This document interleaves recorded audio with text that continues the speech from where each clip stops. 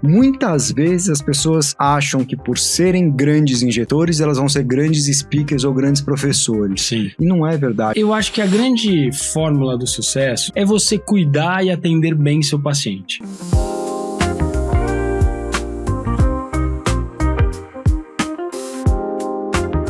Estamos começando aqui o nosso segundo episódio do podcast Fora da Agenda. Eu com meu amigo Caio Vilas Boas. Caio, muito boa noite. Boa noite, Sai. Começamos hoje mais um bate-papo. Mais um episódio pra gente discutir um pouco tudo que tá fora da agenda e entrar em temas aqui diferenciados. Eu acho que um dos temas que a gente poderia começar é o INCAS. Quem não conhece, o INCAS é um congresso de medicina estética internacional que acontece em Paris, já está... Um dos mais famosos, né? Não sei mais em que edição que tá, mas acabou virando uma franquia no mundo inteiro, né, cara? É verdade. Então a gente tem hoje INCAS América Latina, tem INCAS Brasil, tem INCAS espalhado pelo mundo inteiro. Mas o Congresso de Paris ainda segue sendo o mais relevante, acho que no mundo inteiro, né? Da franquia. Eu acho que ficou tão grande que já não comporta mais aonde ele é feito, né? Eu acho que esse é um dos problemas que eu vejo do INCAS. É verdade, também acho. A estrutura lá realmente, ela não cresceu, ela se manteve no mesmo lugar desde o início, pelo menos do que eu tenho acompanhado, e tem geralmente mais de 12 mil participantes. Então é realmente uma estrutura que não comporta muito mais esse grande número de inscritos e participantes, mas é um congresso extremamente relevante e tá aí no calendário do ano para quem gosta de acompanhar as novidades e encontrar os amigos, né? Quantas vezes você já foi pro INCAS, Caio? Eu já fui 4 vezes pro INCAS, acompanhei aí diferentes momentos, mas assim, todas as sessões, todas as vezes foi uma experiência diferente, né, por atividades, por eventos que eu participei, e chamou muita atenção sempre os simpósios patrocinados das indústrias, né, então não sei qual é a sua percepção. Eu concordo. Para mim, tanto o INCAS como o IMWC de Mônaco, as aulas que eu acho mais impactantes são realmente os simpósios patrocinados da indústria. Sim. Mais do que as aulas pessoa física. Da grade, né? Então, programação. Os simpósios da indústria farmacêutica nesse congresso, eu acho que acaba tendo uma relevância muito importante para a indústria, no momento de mostrar o que eles estão fazendo, Sim. trazer as novidades, e são aulas muito mais bem preparadas. Isso é uma coisa interessante, né? Sim. Como a preparação do speaker mudou ao longo do tempo, e como essas apresentações hoje são muito mais bem trabalhadas, tanto do ponto de vista visual, como de performance de palco, né, dos speakers, né? Isso é verdade, as indústrias têm investido, né, em vídeos de abertura, grandes produções, a preparação dos próprios speakers que estão ali, as cores da plenária, tudo isso para de fato gerar um impacto.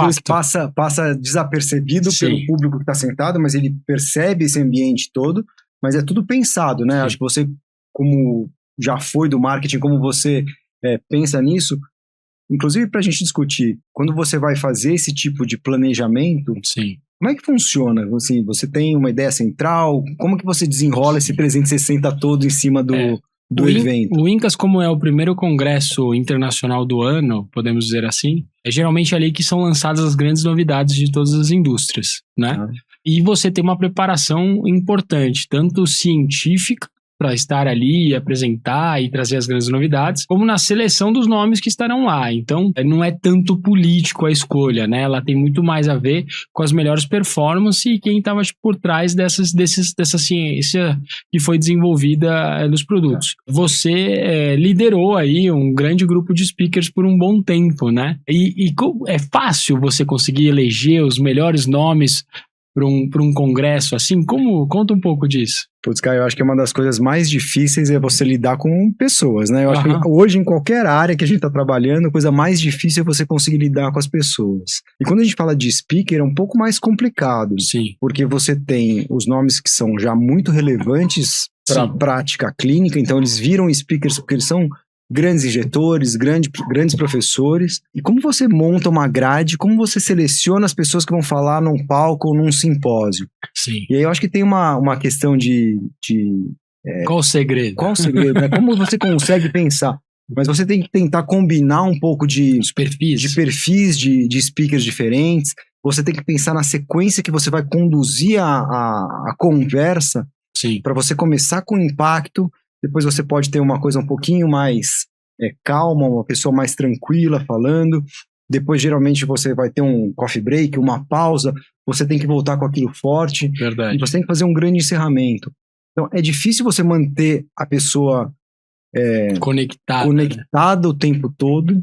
E isso é outra coisa, né? O tempo de aula, o tempo de atenção também do público. Isso mudou demais, assim, né? De quando a gente tinha aula na faculdade para agora. As aulas, eu entendo que as aulas têm que ser cada vez mais curtas. Sim. 12, 15 minutos, que é o tempo de atenção que a pessoa está disponível a... Atenção plena, né? A prestar atenção no que você está falando. Sim. Depois você dispersa, você está concorrendo com o celular hoje. É verdade, né? É verdade. Então você tem que pensar em que speaker que você vai colocar, forma como ele se apresenta no palco, e a gente tem speakers brilhantes que fazem uma performance de palco muito boa. Sim. Você tem speakers que são mais técnicos, mais científicos, às vezes mais contidos na sua forma de falar, mas que conseguem passar essa mensagem de uma forma simples. Que o outro entenda, né? Que o outro entenda. Exato. É um desafio, eu posso imaginar, já participei de algumas discussões, e é realmente um desafio, porque não necessariamente o melhor comprador ou o melhor injetor é necessariamente o melhor speaker de palco, né? Que consegue desenvolver o storytelling, prender a atenção. Você tem que combinar, de fato, esses perfis, né? Você conseguir construir essa carreira de speaker, ela é uma coisa diferente da sua carreira de médico injetor. Com certeza. Muitas vezes as pessoas acham que por serem grandes injetores, elas vão ser grandes speakers ou grandes professores. Sim. E não é verdade. Tem gente que não consegue performar num palco grande, mas quando está num workshop, num evento menor, vai muito bem. Até porque já teve experiência com diferentes pacientes e tal, e consegue dar desenrola muito bem no Exato. consultório. Exato. E você conseguir identificar quais são essas potencialidades, de que forma que você trabalha cada um deles, Sim. É muito legal, né? Eu já consegui participar da formação ou do trabalho com muitos speakers, né? E você vibra junto, né? É muito legal. Você vê um cara subindo no palco, brilhando, assim, né? O pessoal batendo palma pra aula. Pô, é muito legal. É verdade. É muito bacana. E tem todo um trabalho também de desenvolvimento, que geralmente a indústria investe nesses nomes, né? Então, curso de oratória, curso de storytelling, de postura de palco, posicionamento de câmera, tudo isso conta hoje em dia, né, site? Tudo conta, Caio. E muitas vezes as pessoas não sabem o trabalho que dá você ser um speaker dedicado, né? Então, tudo isso que você falou, oratória, presença de palco, construir o storytelling, você tem a possibilidade de fazer diversos treinamentos, workshops super interessantes com os speakers, não só para ele fazer a aula dele, mas pensar no tempo que ele tem para falar, para acabar a aula no tempo correto. Quando você vai fazer injeção ao vivo, fazer injeção numa maca, quando você está sendo filmado, é completamente diferente. Pra não colocar a mão na frente. É completamente diferente. De uma rabiscar, fica... Ou você vai fazer a injeção, sangra, fica feio. Assim, é um teatro filmado. Então, assim, aquilo lá tem que ser muito bonito, ensaiado, né? Ali, né? A câmera amplifica demais qualquer movimento. É verdade. Full HD hoje em dia, né? Mexeu a cabeça um pouquinho mais forte. Pô, o cara é grosseiro, o cara é agressivo com o paciente. Sim. E às vezes foi só o jeito dele mexer a cabeça, né?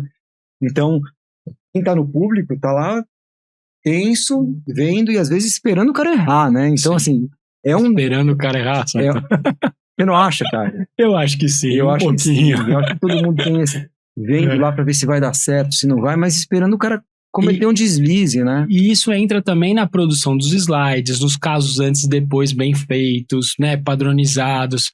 Porque se você falha ali numa foto antes e depois que não permite ver o resultado, primeiro ponto, ou que a comparação não é fidedigna, isso também é questionado, por mais que o profissional seja brilhante. O tempo inteiro, né? Você perde a credibilidade daquilo que você está falando, né? Exato. Então, se você está dando uma aula falando de medicina estética injetável para mostrar um produto e você coloca uma foto que baixo impacto, tá mexida, né? Baixo impacto, você perdeu a oportunidade, né? Perdeu a credibilidade daquilo que você estava falando antes, né? É verdade. Talvez seja por conta disso que muitas das aulas que acontecem dentro da programação não gera tanto impacto, ou as pessoas não falam tanto, justamente porque talvez falte um pouco desses cuidados, né? Concordo. Eu acho que no passado, a gente estava comentando brevemente, os gringos, né, os nomes internacionais vinham aqui para o Brasil e a gente ficava encantado. né, os melhores eventos da própria indústria, os melhores eventos que aconteciam, tinha relação com nomes internacionais. Hoje em dia isso é muito menos, né? Eu vejo os brasileiros indo para fora contar um pouco mais a sua experiência, talvez até pela liberdade que os brasileiros têm aqui de indicação, de aprovação em bula, até inclusive, ou de como pode usar os produtos aqui no Brasil. Como que você tem visto isso? Eu concordo. Eu acho que a gente passou por uma transformação muito grande nesses últimos 15, 20 anos da capacitação do speaker e do profissional injetor brasileiro. Sim. Eu acho que hoje o Brasil realmente é referência quando a gente fala de injetável. Todo mundo fala muito da Coreia para a parte de tecnologia, para a parte de skincare, mas para injetável, eu vejo o Brasil ainda como uma referência, né? Antes a gente recebia os nomes internacionais para virem falar, para virem dar aula. A gente comentou sobre as aulas de complicação 10 anos atrás, e era uma novidade. A gente não sabia 10 muito. 10 anos, então. Mais ou menos 10 anos, né? Faz um tempo. 2017, Caio. Foi mesmo. A gente fez o lançamento em 2017. Foi mesmo. Então, era uma novidade muito grande o nome internacional trazer aquela expertise do que vinha da Europa. Hoje, eu vejo o Brasil muito mais como esse polo, como o exportador de novidade, como país que leva as tendências dos injetáveis e as novidades de como tratar. Acho que a gente acabou ouvindo nos últimos anos um pouco sobre Russian Lips, né? As formas técnicas de injetar diferentes, mas eu acredito de verdade que o Brasil ainda está à frente na parte técnica do desenvolvimento de novas técnicas e de técnicas para os injetáveis no mundo. E hoje a gente vê muitos speakers brasileiros se destacando e sendo top 1, né, top 10 nessa lista aí das grandes indústrias. De todas as indústrias, Exato. Né? E a gente sendo muito convidado para ir para fora. E você associa isso ao volume de injeção que nós fazemos, a liberdade, às vezes, de indicação que a gente pode ter aqui, por exemplo, a toxina, rugas hiperkinéticas, que dá uma liberdade maior que muitas bulas internacionais. Você acha que a gente tem um senso estético, talvez, mais apurado? Como que você enxerga? Por que o brasileiro está tão à frente? Uma combinação de fatores? Eu acho que são dois caminhos, cara. Eu concordo com você. Eu acho que o senso estético e o volume dos injetáveis no Brasil é uma coisa que realmente favorece o desenvolvimento da habilidade, da qualidade do médico injetor brasileiro, dos resultados. A gente trabalha com bioestimulador já há muito tempo aqui no Brasil. O primeiro consenso do Brasil de ácido polilático é de 2017, então também já é há muito tempo. Quase 10 anos. E tem país na Europa que está lançando a indicação de bioestimulação, né? A indicação de bioestimulação. A gente tem uma escola muito boa que favorece isso. Tempo de prática, você vai conseguindo fazer. As indicações off-label, por exemplo, da toxina botulínica, elas têm no mundo inteiro. Sim. Né? Todo mundo faz off-label, só que a indústria não pode promover o que é off-label. É verdade. Você só pode promover a indicação, e acho que se você quiser até explicar como funciona isso para a indústria, cara, ela só pode promover aquilo que está descrito em bula. Então, quando a gente fala de toxina botulínica, por exemplo, nos Estados Unidos você pode tratar pé de galinha, glabela, frontal e pé de galinha. Daquele jeito, né? 5 pontos. Isso, doses e pontos frios. E é isso que a indústria pode promover. Exato. E, obviamente, isso com a toxina botulínica. Aqui no Brasil, a gente tem essa facilidade a bula fala sobre o tratamento de linhas hiperdinâmicas. Então, você pode distribuir os pontos Então, isso facilita para o médico brasileiro falar no palco de uma forma diferente. Sim. Quando você está pensando num simpósio nos Estados Unidos, como é que você explica o tratamento com toxina botulínica? É padronizado, né? 5 pontos com essas doses e acabou, não tem mais, não tem pra onde fugir. Talvez por isso seja tão difícil você falar de algumas coisas dentro da indústria, talvez por isso seja tão difícil você trazer novidades hoje nos simpósios da indústria. E ainda assim, a indústria consegue se reinventar, né? Mas essas limitações realmente dificulta até os estudos científicos patrocinados pelas indústrias, eles limitam ao que está em bula, né? Então a gente começa a ver muito mais estudos de longo prazo, estudos de satisfação. A gente às vezes vê assim, de fato, pô, que saco, né? Mesma coisa, mais um, e não muda. Mas é por isso, então, que você não consegue patrocinar um estudo que seja off-label, uma né? indicação não aprovada. E esse é um ponto bastante interessante, porque embora eu acho que tem as regras, e eu acho que as regras são sempre bem bem-vindas, até para que muitas coisas erradas, né, não aconteçam, em especial para promover para o paciente. Por outro lado, os dispositivos médicos, são os preenchedores, os formuladores, a gente tem uma liberdade um pouco maior e a gente vê que esses mercados crescem bastante, né? Então, do ponto de vista de marketing, a gente tem um pouco mais de liberdade, mas óbvio, sem prometer resultados, e eu acho que isso toca os profissionais de saúde também, os cuidados que eles têm que ter, né, até na comunicação. Você está falando de procedimento médico, um procedimento, e que pode ter complicações, né? E complicações graves, exato, né, cara? Exato. Tem que existir essa responsabilidade dos três, né? Do paciente que está procurando o profissional, sim, do profissional que está aplicando e da indústria que está vendendo o produto. Então, muitas vezes a indústria é questionada, por que você ensina todos os profissionais a usar o produto? Sim. Porque se o produto começar a dar muito problema, ele vai ser retirado do mercado, né, Caio? E a decisão de vender ou não para um ou outro profissional não é da indústria. Não é, de acordo com as regras e leis aí das autarquias, né? Vamos dizer assim, que são os conselhos, na maioria das vezes. E a Anvisa que define para quem vai ser vendido, né? Exato. Só que quem aplica, quem define é a autarquia, são os conselhos. Né? Exatamente. Então, a gente aprofunda muito aí, mas voltando nos brasileiros que vêm se destacando nos congressos, e a gente vê cada vez mais brasileiros nas grades científicas desses congressos. Você vê muita diferença entre INCAS, Mônaco ou AAD, não sei se você já participou, talvez não por ser... Eu fui pro AD acho que em 2019, 2018 ou 2019. Você vê muita diferença entre esses congressos? Eu acho que a Academia Americana de Dermatologia é um congresso muito mais científico, porque ele não está falando só de medicina estética. Sim. Né? Então, é um congresso muito forte, muito bom. Mas falando dos congressos de medicina estética, a MWC, INCAS, sim, hoje não são congressos que me chamam mais tanto atenção pelo conteúdo. Tá. Obviamente, é um centro que você vai ter os lançamentos dos produtos, as inovações, um lugar onde você vai fazer network, onde você vai conhecer ou estar perto dos principais injetores do mundo, mas não é um congresso que me traz tanta novidade mais, cara. Sim.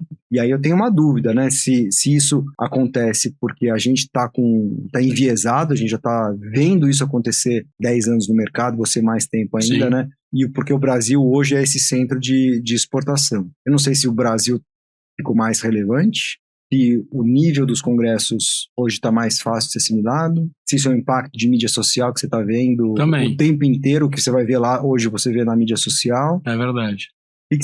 Qual é a sua leitura? Eu não sei, eu não tenho a resposta, mas eu vejo também uma similaridade entre INCAS e Mônaco. Eu tive no Coreia Derm recentemente também, mas tinha mais palestrantes internacionais lá na minha visão do que palestrantes da região de fato. Palestrantes ocidentais ou palestrantes... Ocidentais. Tá. Mas eu acho que eles acabam atraindo muitos ocidentais, talvez para a própria região ter maior adesão ao Congresso. Pude ver lá tratamentos... A língua oficial do Congresso é inglês. Inglês, exato.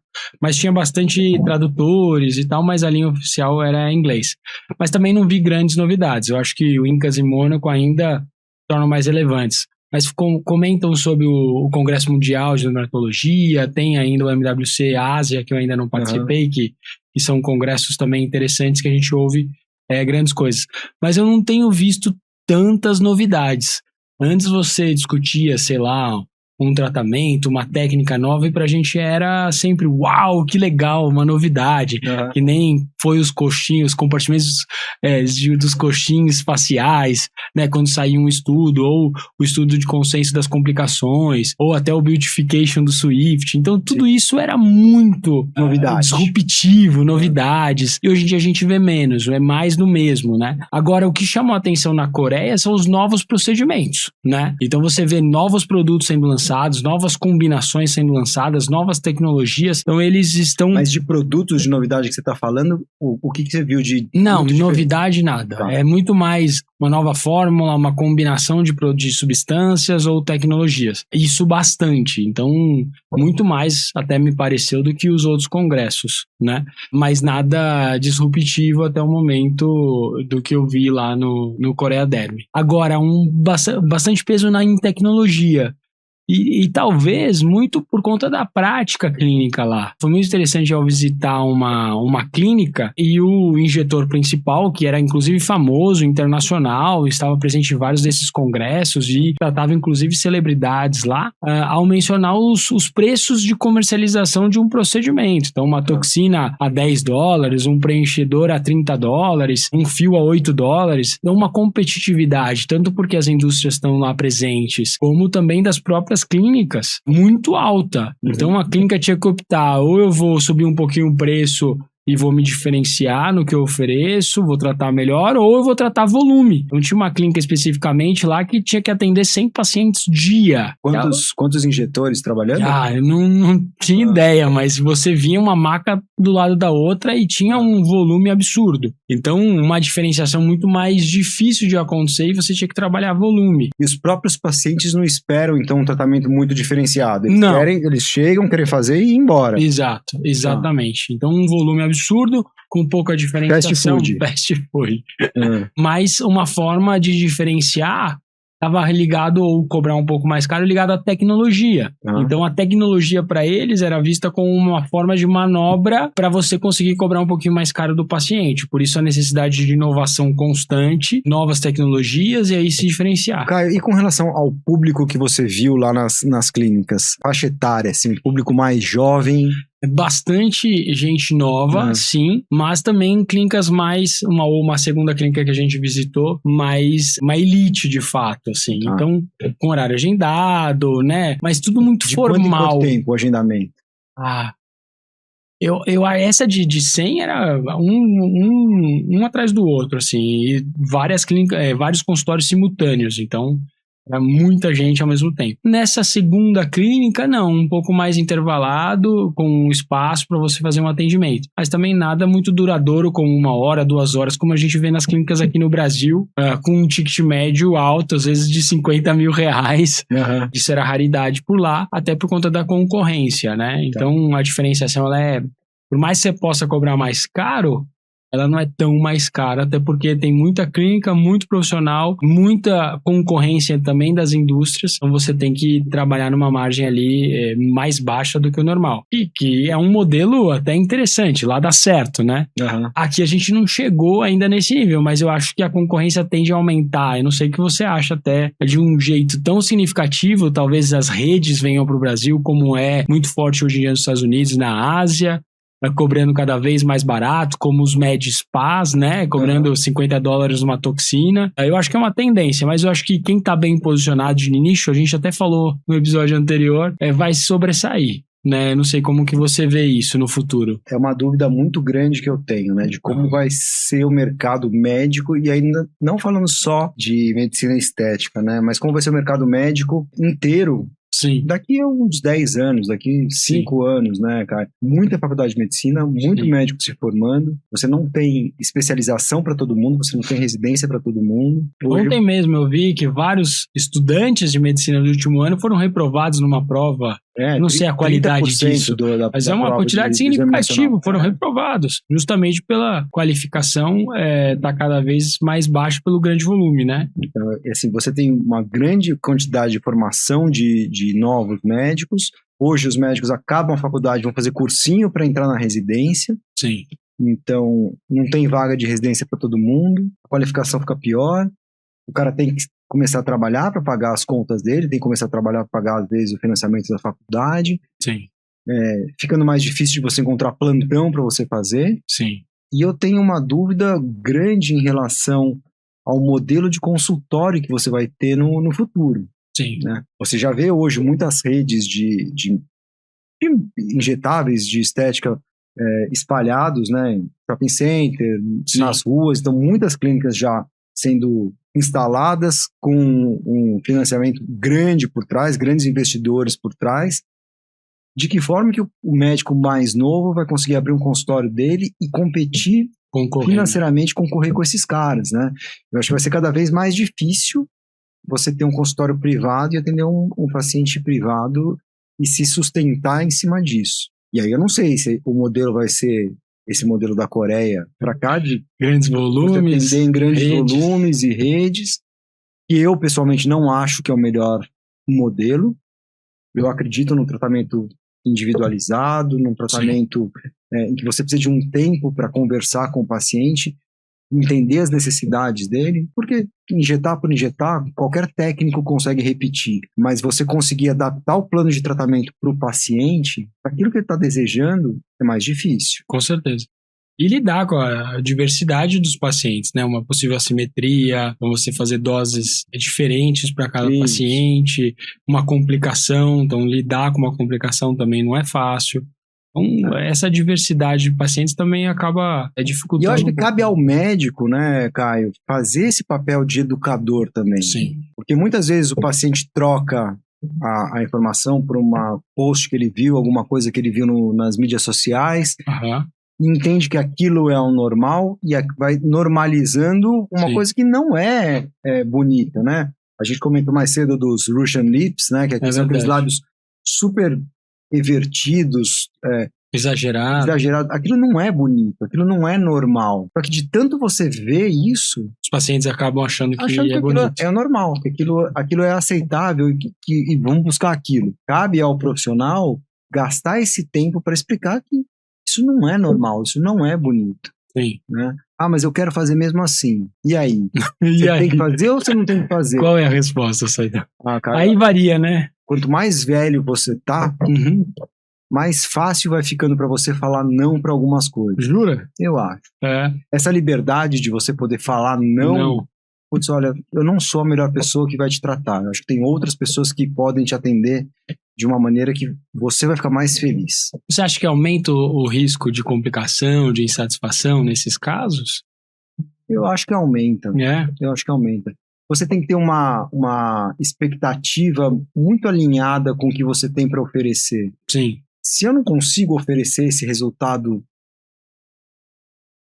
que não me agrada, sim, eu posso oferecer uma coisa que para mim eu acho bonita e o paciente estava querendo mais. E a expectativa dele não está alinhada com a minha em relação ao procedimento, isso gera insatisfação. Isso é interessante. Né? Tem uma formulazinha, né? É? Como é que era que o pessoal falava? Expectativa menos resultado. Satisfação é igual a expectativa menos resultado. Eu vou lembrar como é que é. Lembra. Mas é uma formulazinha interessante. Olha aí, daqui a pouquinho eu procuro aqui. Tangibilizar o intangível. Exato. Porque senão você entrega uma coisa que é maravilhosa na sua cabeça e pro paciente, mas não era isso que eu estava procurando. Sim. Então, por isso é importante essa conversa, né? Numa consulta de 10, 15 minutos, não dá. Dificilmente você vai ser produção em série, porque você não vai ter tempo nem de personalizar isso. Então, você acaba, de fato, não conseguindo necessariamente atingir uma expectativa diferente. Mas isso traz alguns pontos interessantes, né? Porque eu acho que o mercado está crescendo, ele vai continuar crescendo. Depois da pandemia, tem mais pacientes nesse mercado, inclusive. Eu acho que houve um movimento aí de crescimento importante. Agora se estabilizou o crescimento. Mas eu acho que ano a ano, né, se eu comparar 20 anos para trás, eu estou nesse mercado, a gente consegue ver que cresce. Independente disso, a estética vai continuar crescendo. Eu acho que o acesso, ele é limitador muitas vezes, a questão financeira, né, a questão de formas de pagamento, que facilitou já muito, mas ainda as condições da população de maneira geral não permite você fazer um tratamento estético. Por outro lado, clínicas já orientadas para os públicos mais, né, de classes sociais mais C e D, que seja, e que parcelam, que dividem, que geram outras formas de pagamento, tem até os carnês hoje em dia, e são clínicas extremamente bem-sucedidas também, que adotaram um modelo de negócio orientado para um público específico. Eu acho que isso é saudável, né? E mesmo assim, fazendo umas contas aqui, porque não tem esse dado aqui no Brasil, eu acho que talvez 10% da população passa menos, ou né? menos, né? O dado que eu vi era chutando muito alto. Porque em muito 2013 a gente tinha uma pesquisa que mostrava que 3% da população que considerava potenciais a um procedimento estético, então que tinha poder, fazia. 2013. Hoje em dia, se for 4, 6, é demais, já é muito. Então a gente vai chutando alto 10 que eu falei aqui, e 90% da população que talvez poderia se beneficiar de um tratamento estético, né, que seja uma toxina ano parcelada em 12 vezes. A gente está muito longe de tocar um público razoável. E a competitividade vai aumentar, obviamente. Então, eu acho que vai ter espaço para todo mundo, desde que você faça o que você está fazendo, bem feito, de uma forma estruturada, entregando resultado, com qualidade, com o pé no chão. Eu acho que vai ter espaço. O que eu acho que piora sempre é para onde eu vou, o que eu vou fazer, deixa a onda me levar. Eu acho que esses são os piores casos, né? Você não se posicionar, você não tem clareza de onde você quer ir, o que você quer fazer, e aí, de fato, você entra no limbo, né? Sem o planejamento, sem querer, de fato, atingir o público que você quer. Eu tenho dois questionamentos, duas colocações ainda, cara. Em relação ao público que vai continuar crescendo, sim, eu concordo plenamente com você, por mais algumas razões ainda, né? Homens, público masculino, verdade, aceitando a fazer isso melhor. Parece que quebrou esse tabu, né? E a gente vê até agora íntimo, né? Homens buscando muitos tratamentos íntimos, inclusive. Então, os homens entrando nesse mercado, você dobra o potencial de pessoas tratadas. Verdade. E a outra coisa é a população envelhecendo. Também. A população envelhecendo, pessoal de geração X, a minha geração, próxima dos 50 anos, extremamente ativa, exato, mais ativa fisicamente do que a população mais jovem. É verdade. Né? Então, fazendo exercício, super bem em saúde, se cuidando e vivendo mais tempo. Então, essa geração vai viver mais e vai continuar fazendo. Porque a cabeça tá boa. Eles não querem parecer velhos. Tem dinheiro para fazer. Exato.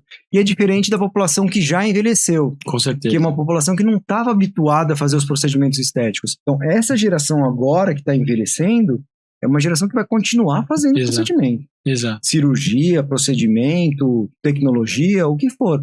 Mas que vai estar mais dentro do share of wallet deles. Exato. Gastar com a estética, com a saúde, né? É um barato você ver as senhorinhas, né, querendo fazer um tratamento. Às vezes o impacto é pequeno, né? Porque já existe um processo. Mas tem um impacto muito grande. E gigante no sentimento. Isso é muito legal. De estar sendo cuidada, né? De estar sendo cuidada. Porque nunca tiveram essa oportunidade, né? Talvez não existisse tratamentos naquele momento de juventude dessas pessoas. E agora eles têm acesso e é possível. O impacto é gigantesco. Mesmo é muito legal. É muito legal, né? Eu adoro tratar. Isso, você vê a felicidade das pacientes de serem tratadas, de serem cuidadas. Né? Pô, paciente de 80 anos, Caio, assim, que vai lá fazer um procedimento estético, às vezes vai fazer um skin booster, alguma coisa mais tranquila, um pouquinho de toxina, e o resultado da paciente, como ela se sente cuidada, é muito bacana você conseguir oferecer esse tipo de tratamento para os pacientes. É muito legal, mais velhos também. E o outro lado também que eu vejo, por exemplo, homens, eu mesmo, eu faço com uma certa frequência hiperidrose, que nem é tanto para a parte estética, vamos dizer assim,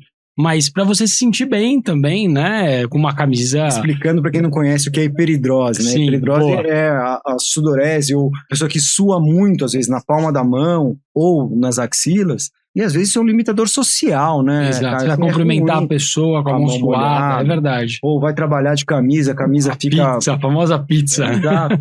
Então, a toxina botulínica é um tratamento excelente para isso. Exato. Super pouco invasivo, rápido de fazer, e que demora, às vezes, 9 meses, às vezes demora... Exato. Não, é excelente. É muito bom, né? Você se sente melhor, não, é fantástico.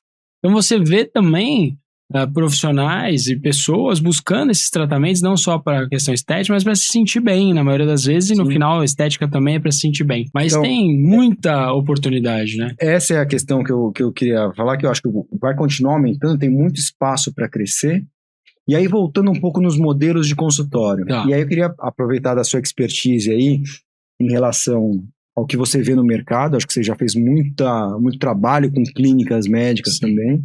Eu vejo uma tendência dos médicos, às vezes, quando estão montando as suas clínicas, de pensar em clínicas boutiques, em clínicas muito chiques, em clínicas super personalizadas, investirem uma grana gigantesca no negócio para tentar oferecer essa experiência de luxo para o paciente. Cabe isso ainda, Caio? Você acha que tem tanto mercado de luxo desse jeito que a pessoa fala... Assim, para mim, eu estou falando porque eu fiquei um pouco cansado de ouvir falar das clínicas boutiques, das clínicas de alto luxo, das clínicas dos pacientes high ticket. Hoje você ouve... Tudo é high ticket. Tudo é high Como ticket. Ter paciente high ticket, né? Assim, eu não quero ter paciente high ticket, eu quero atender os meus pacientes Mas assim, aí eu tô perguntando para você, existe esse espaço ainda para você trabalhar dessa forma? Eu acho que existe. Eu acho que a questão de posicionamento para públicos AA, assim como medianos e assim por diante, eu acho que existe. Mas eu acho que a grande fórmula do sucesso, independente do público que você deseja tocar, é você cuidar e atender bem seu paciente. Né? Eu acho que isso muitas vezes é esquecido frente a você ter a clínica de mármore mais incrível do mundo, com café italiano de um lugar exclusivo. Eu acho que isso ele é importante, talvez para o seu público, mas eu acho que banaliza e você acaba esquecendo do seu próprio paciente. Eu já visitei várias clínicas de luxo nesse molde que você falou, e às vezes o atendimento é péssimo. Aí você fala, que adianta?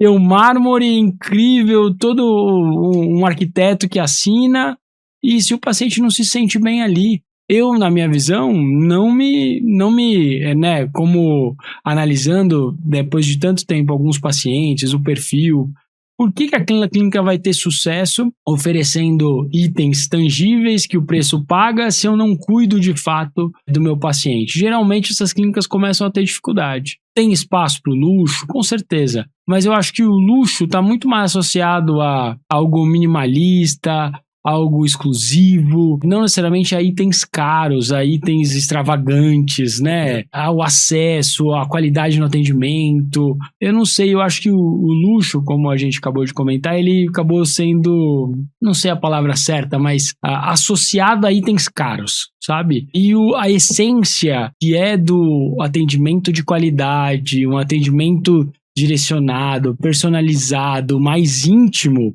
como você vê nas lojas de luxo, se perdeu na maioria das vezes, sabe? Então, se eu não tiver a cafeteira exclusiva lá, com o item do grão e tal, talvez eu não seja de luxo, sabe? Eu vi uma vez uma palestra do Ferreirinha que eu achei fantástica, assim, né? O luxo não é mais você servir o café que você tá falando, cara. Assim, você vai no açougue, o açougue tem a cafeteria servindo esse café, pô. Assim, isso é o mínimo que você tem que oferecer pro seu paciente. Mas o luxo não é isso, né? O luxo é você realmente conseguir cuidar do paciente, né? Eu acho cuidar da experiência do paciente. Eu acho que o que você falou, você resumiu muito bem. Eu acho que as clínicas esquecem disso, de cuidar de fato. Eu brinco às vezes que a gente está tão acostumado a ser maltratado, né? Uhum. Que quando você vai num restaurante, qualquer lugar, alguém te dá atenção, ou te pergunta, ou te serve bem, você fala, nossa, gostei desse lugar, né? Mas isso faz você voltar no lugar. Faz você voltar. É o mais importante, assim, né? Quando você é bem tratado, é isso. A sensação que fica, eu voltaria lá. Exato. Né? Então, quando a pessoa que te atende sorri, te trata bem, não tá com pressa, te dá atenção, te escuta, eu acho que são coisas que hoje em dia, pela correria, pela pressão, pelo dia a dia, a gente é atropelado e esquece disso. E eu acho que no fim das contas, o paciente que vai numa clínica, no primeira instância, ou pelo tratamento que ele quer fazer, ele quer se sentir bem, né? E o se sentir bem é em todas as pontas de contato que a clínica oferece. Então eu já vi clínicas de luxo tratando muito mal o paciente.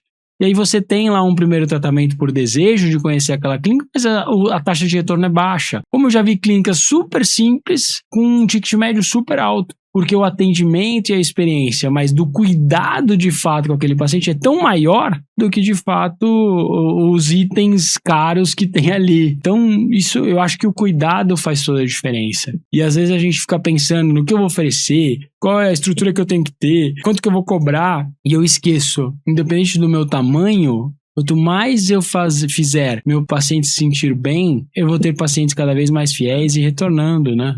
Eu penso sempre numa analogia com restaurante, Sim, né, Carlos? É mais fácil, Você pode ir num restaurante, melhor restaurante, mais bem conceituado que você tem, aí você vai lá, come aquela refeição incrível. E se você é maltratado, perde tudo, se a pessoa e dá uma esnobada, putz, tá bom, a refeição foi ótima, obrigado, nunca mais eu volto. Exato. Se você vai naquele restaurante que você vai sempre, que você é bem tratado, o atendimento. que a pessoa te conhece, fala bem com você, conversa, pode não ser o restaurante mais caro, mas que você foi bem tratado, você volta. Exato. Né? E aí é mais fácil você manter um paciente fiel, é mais barato, né? Você manter um paciente fiel satisfeito, retornando e fazendo o paciente pagar os procedimentos de uma forma recorrente, do que você atrair um paciente novo.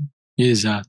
Gastar muito para ele chegar em você, faz a primeira vez e não volta mais, né, cara? E você tende a gastar mais, inclusive. Quando a gente não foi numa loja, a gente é bem atendido, a gente gasta mais. Até porque o vendedor acaba explorando outras possibilidades, você acaba gerando confiança. Ou quando você vai num restaurante que você gosta, porque você é bem atendido, ele te faz uma sugestão de prato, você aceita. Uhum. Então, tem analogia a um consultório de fato. Sim. E são cuidados que fazem com que o paciente ou aquele consumidor ali no restaurante acabe gastando mais e retornando, indicando. Eu acho que os modelos, eles têm que estar muito direcionados ao que você busca, mas ao cuidado ao paciente, independente do tamanho ou do que você queira oferecer, sabe? Eu acho que esse básico bem feito tem se perdido ao longo do tempo. E a gente tem que voltar a isso, sabe? A lembrar do cuidado, do atendimento, da atenção, que são fatores, na maioria das vezes, subjetivos, ou que não é dinheiro que vai fazer você se diferenciar. E sim o quanto você está disposto a dar atenção a isso. Né? Agora perguntando pra você, Caio, porque o Elon Musk falou que daqui 5 anos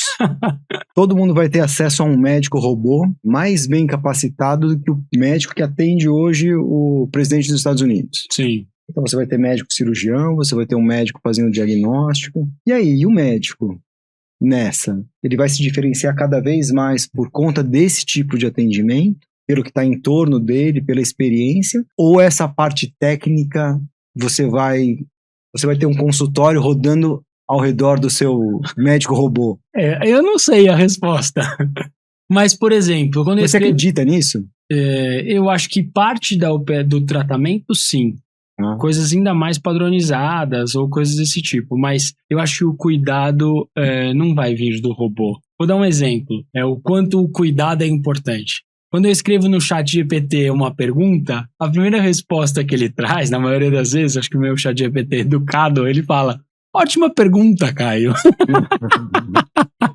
E geralmente a gente não ouve isso, né? Quando a gente faz uma pergunta, a gente ouve uma resposta. O ótima pergunta é justamente esse cuidado. Se a gente tem, a pessoa se sente bem, né?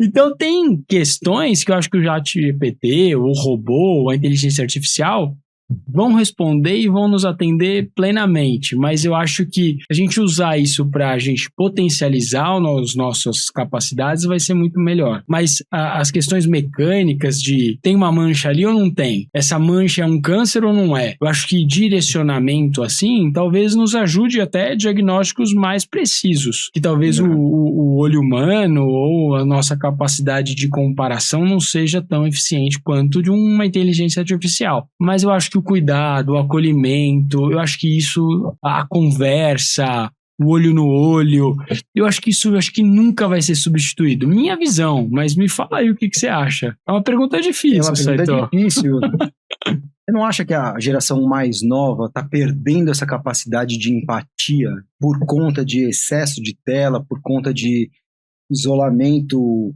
Talvez tenha piorado na pandemia, o pessoal ficando cada vez mais retraído. Eu acho que sim. Esse exercício da empatia, que é tão importante para o sucesso da sua carreira, não está sendo esvaziado também? Pode ser que sim, mas eu acho que são as pessoas, os mais jovens, inclusive, são as pessoas que mais precisam de atenção, que mais demandam, talvez estejam sendo excluídos ou se auto-excluindo das relações humanas, mas isso me mostra fragilidade, muitas vezes, num determinado... Preciso tomar uma decisão. O que eu faço? A falta de uma conversa, a falta de ter uma pessoa ao seu lado, a falta da presença dos pais, a falta de um amigo, para você tomar uma decisão ou se sentir seguro, se sentir pertencendo, faz diferença.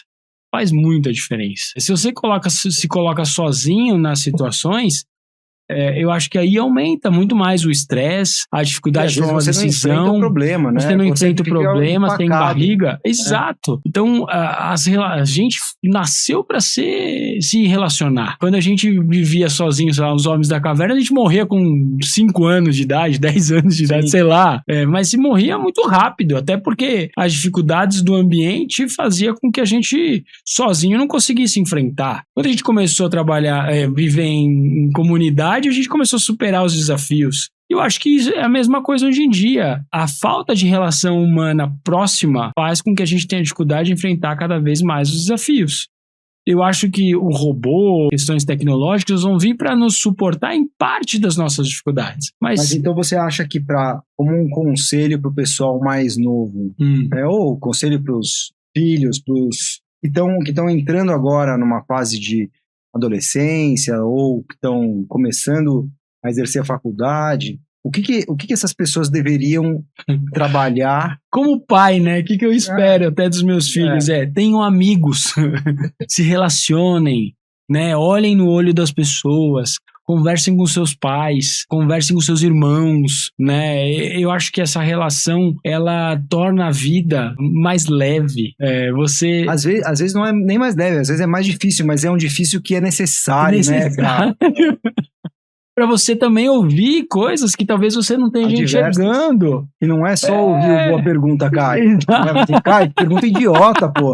Né? Exato. A gente precisa desse retorno. Pessoas que já passaram por essas experiências, eles vão te dizer coisas que você precisa ouvir. Eu acho que a gente tem que voltar a ser humano, sabe?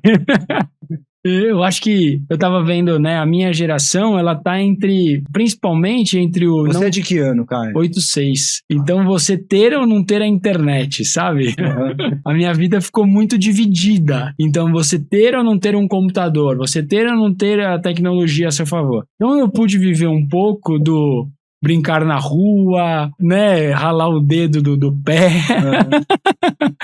jogar futebol com chinelo, e hoje em dia eu vejo meus sobrinhos, meus filhos, e isso não existe mais, assim, e as brincadeiras que minha filha em especial mais gosta é o esconde-esconde, é o monstro e o... Por quê? Porque faz falta, ela não tem isso no dia a dia, né, a escola até que estimula. Mas eu acho que as relações, a gente tem como pessoa estimular a relação. E como gestor também, né, líder de algumas pessoas abaixo de mim, você também já teve esse tipo de experiência. Eu estive na convenção da empresa na semana passada. Eu acho que a parte mais gratificante de toda a convenção foi eu poder reconhecer as pessoas que trabalham comigo. Porque né? só vê no Zoom, no WhatsApp. E ali você reconhecer porque ela se desenvolveu, porque ela está melhor, porque ela teve comportamentos esperados, ela alcançou o objetivo da empresa. Eu acho que como líderes, né, a parte mais gratificante é ver ela como pessoa evoluindo. A gente estava falando no começo, né, dos speakers, né? Exato. O cara subir no palco e fazer um... Exato, e você vibrar pelo outro, né? Então, não sei se o ChatGPT vai vibrar pelo sucesso do outro, né? Ou vai se importar com isso e você vai ter esse sentimento, né? E isso a gente só sente na relação humana, né? Você entregar um trabalho melhor do que ele já é gratificante, muito legal, mas você colaborar, e a gente falou isso do LinkedIn também, né? Você colaborar com o outro e ver o outro se desempenhando um papel melhor e a gente evoluindo, ou cuidando do paciente e o paciente saindo cada vez mais feliz e mudando o comportamento, se olhando no espelho de maneira diferente, te dizendo que agora tá muito mais confiante de pôr um biquíni, né? Uma paciente. Isso não tem preço, né? Ok, deixa eu perguntar uma outra coisa. Você é a favor do home office ou do trabalho presencial? Eu sou a favor do home office, mas... Quando? Eu acho que tem que ter uma medida aí. Eu acho que justamente por conta disso a gente se distancia e aí tudo vira call do Teams ou do Zoom, sabe? E às vezes uma ligação, um contato. Hoje mesmo foi uma reunião super importante que eu fiz e que se eu tivesse marcado para o Zoom, talvez não tivesse saído o resultado que teve. Então eu sou a favor do home office, eu acho que tem que ter flexibilidade. As pessoas hoje em dia trabalham muito mais do que a sua própria carga horária, mas eu tendo a ser um gestor mais flexível, mas o encontro presencial eu não abriria mão, de verdade. Então, se eu pudesse sugerir de 1 a 2 no máximo dias fora, mas os outros dias presencial. Você concorda? Eu concordo. Acho que assim, esse equilíbrio, 3 dias presencial, 2 dias de casa, Para mim, eu acho que Funciona, né? Funciona. Eu acho que você estar presencialmente no lugar faz muita diferença. Eu tenho vivido isso um pouco agora no consultório mesmo, né? Até o final do ano, eu estava dividindo 3 dias na indústria farmacêutica, 2 dias no consultório, dividindo atendimento, agenda cheia, cirurgia. Você não tem muito tempo para conversar, para desenvolver as pessoas que estão trabalhando com você no consultório. Sim. Eu vejo um impacto grande, assim, né? Na mudança de estar presencialmente no consultório todos os dias. Faz muita diferença. Faz muita diferença. A relação com todo mundo, né? Para o desenvolvimento de todo mundo. Então, eu acho que na indústria não tinha dúvida que estar presencialmente te facilita muito. Sim. E na mesa do lado, dar uma ideia e resolver um negócio. É uma pendência rápida. Exato. Senão era um call Senão era agendar um call para poder fazer um negócio. Mas você sabe que eu tenho uma dificuldade. Eu tenho amigos que sempre ligaram, sempre tiveram mais contato. Com depois da pandemia, WhatsApp e call, eu sempre queria marcar um call ou mandava as coisas pro WhatsApp. Hoje eu tenho tentado me forçar a ligar. E tentado resolver as coisas presencialmente. Algumas coisas formaliza de fato por e-mail porque é necessário. Mas a gente ganha velocidade, né, nessas coisas. Mas faz uma diferença enorme quando você tem contato, você ouve. Se você é um líder, então, onde você trabalha, um gestor, você sentar com o seu colaborador, ouvir essa pessoa, entender quais as dificuldades, assim, é impossível ter essa mesma sensibilidade através de um vídeo. Caio, uma outra dúvida. Como gestor, eu acho que quando você está passando naqueles processos de coaching, ou você está fazendo o treinamento do seu time, o coach nunca pode dar resposta para o coach. Sempre perguntas. Sempre perguntas. Ele tem que chegar na resposta. Eu acho um saco. Sim. Como que funciona essa parte do desenvolvimento? Porque você tem que tentar fazer a pessoa chegar naquela resposta. Sim. Mas é um trabalho difícil, né? Eu acho que ele tá ligado à nossa ansiedade, certo? Eu sou um pouco ansioso. Eu acho que tá ligado à nossa ansiedade. Eu acho que muitas respostas nós mesmos já temos. Só que a gente não fez a pergunta certa pra gente. Ou a gente não deu tempo pra parar pra pensar. A gente tá com tanta coisa na cabeça que a gente não para e fala assim, peraí, quais são as minhas opções? Muitas vezes comigo, inclusive, quando eu compartilho uma dor com alguém... Você chega na resposta. Assim. E que a gente não consegue enxergar. Muitas vezes por causa das perguntas. E das perguntas que a pessoa se faz. Não como coach, mas o que você faria? Talvez pulando um pouco essa etapa. Só que tem um outro lado, que é você encurtar caminhos, que é como fazer nessa determinada situação. E aí talvez mais um estilo mentorando aí, da pessoa falar, eu era executivo, ou eu era injetor, profissional, eu tive essa determinada dificuldade e eu fiz dessa maneira. Talvez para você faça sentido. Isso também corta caminho. Uma vez eu vi numa palestra que o primeiro passo é obviamente você falar que quer sair do ponto A e ir para o ponto B. Essa falta de clareza te dificulta onde você quer chegar, mas uma vez definido, eu quero chegar nesse patamar, ponto A para o ponto B. Geralmente a gente vai caminhando e distancia daquele objetivo, por isso que o objetivo ele é importante. Mas quando trava em um determinado momento, esse palestrante falou assim, é falta de algum conhecimento. Então, o seu sucesso ou a sua jornada do ponto A ao ponto B é a soma de conhecimentos que você vai adquirindo que permitem você chegar lá. Que permitem, sei lá, hoje eu faturo 10 mil, eu quero faturar 1 milhão. Então, para eu chegar no 1 milhão, eu vou caminhando, vou crescendo, mas são conhecimentos que eu vou adquirindo e vai me permitir faturar 1 milhão. Então, isso me abriu a cabeça de uma maneira que às vezes é importante falar até para os outros para lembrar. Então, muitas vezes quando a gente trava e distancia do nosso objetivo, a gente talvez tenha que aprender uma coisa nova. E é muito melhor você aprender uma coisa nova com alguém que já viveu aquela situação do que você ir para a sala de aula e falar, vou aprender sobre um determinado conhecimento de uma maneira ampla. Talvez não tenha direção ao que você precisando. Talvez seja muito floreio pra você chegar naquilo, né? Então, e aí a gente chama isso de mentorado, que vai te falar, ou qualquer amigo que talvez já tenha vivido, ou algum especialista, mas que vai te falar o como, Você parou nessa determinada situação, agora para você dar o próximo passo, o como é fazendo isso. Resolve metade do caminho. Mas eu acho que no dia a dia, de fato, as perguntas, elas fazem com que a gente reflita, né? Terapia é um pouco disso, né? Você tá lá, você não sabe a resposta. Aí só de você contar pra alguém... Eu ouvi você falando, né? Eu ouvi você falando. Exato. Você fala, puxa, eu nunca tinha pensado nisso. Então, eu acho que é um pouco disso como gestor, né? Você ajudar a pessoa a encontrar os caminhos. E sair um pouco dessas chancelas, dessas... Aí né? eu vou perguntar mais um outro ponto de dificuldade, cara. Porque você é um cara novo ainda, né? E Sim. você hoje tem uma posição grande dentro da indústria. Como fica o lidar... Mas tenho muita coisa pra aprender. Não, mas não é nem isso. É que às vezes você tem um time mais velho Sim. abaixo de você. Sempre, é. Como que é esse conflito geracional de você lidar com pessoas mais velhas abaixo de você? Eu me lembro como se fosse ontem, quando eu assumi a minha primeira posição de gestão, e aí talvez o mais novo acima de mim, né, abaixo de mim, tinha 10 anos mais velho que eu, assim.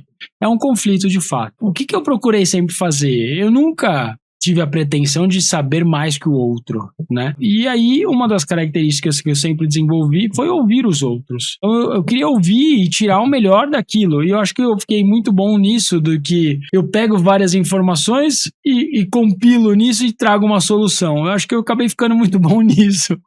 Porque nem sempre eu tinha as respostas. Pelo contrário, eu era o que às vezes tinha menos capacidade de resposta.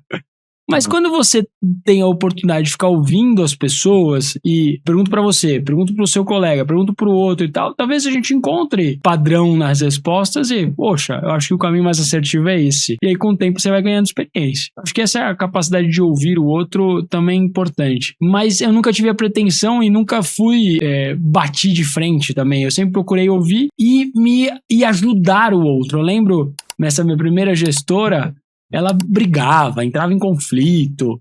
E aí as pessoas cada vez mais falavam menos para ela. Quanto menos você ouve, mais dificuldade você tem de achar uma resposta que vá atender os outros. Então, você querer ajudar os outros também foi uma outra porta deles, das pessoas, por mais que sejam mais velhas, falavam, pô, o Caio quer me ajudar, eu vou contar com ele então. Mas não tem, sei lá, padrão. Cada um tem o seu caminho. Como que você enxerga isso, Sai? Não, eu acho que é exatamente isso que você falou, Caio. Assim, e talvez o grande líder seja aquele que é capaz de perceber que ele precisa ter pessoas melhores do que ele ao lado, né? O fato de você estar numa posição de liderança não significa que você é melhor do que todo mundo que está abaixo de você fazendo. Pelo contrário, você precisa ter um cara que é muito melhor numa parte específica que ele está trabalhando do que você. Sim.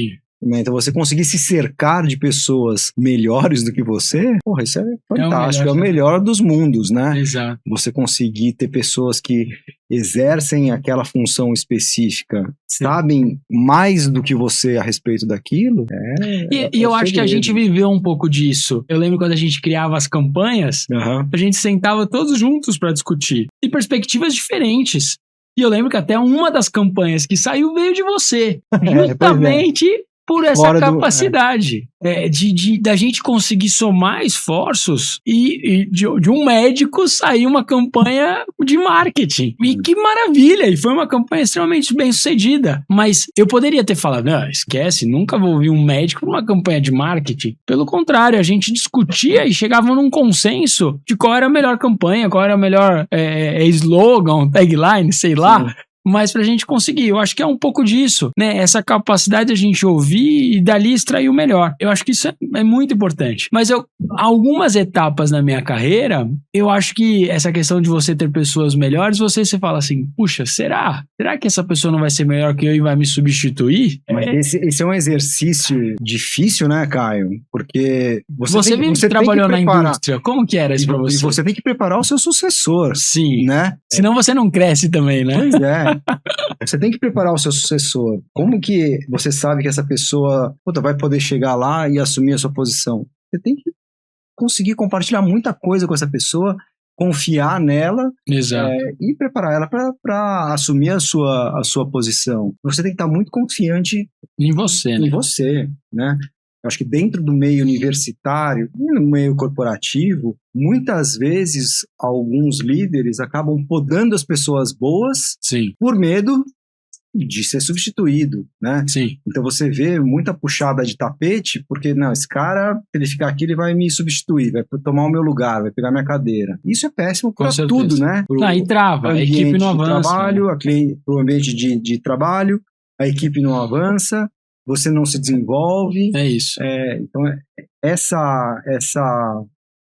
talvez essa seja a melhor postura para um líder. Mas eu confesso que às vezes a gente fica inseguro.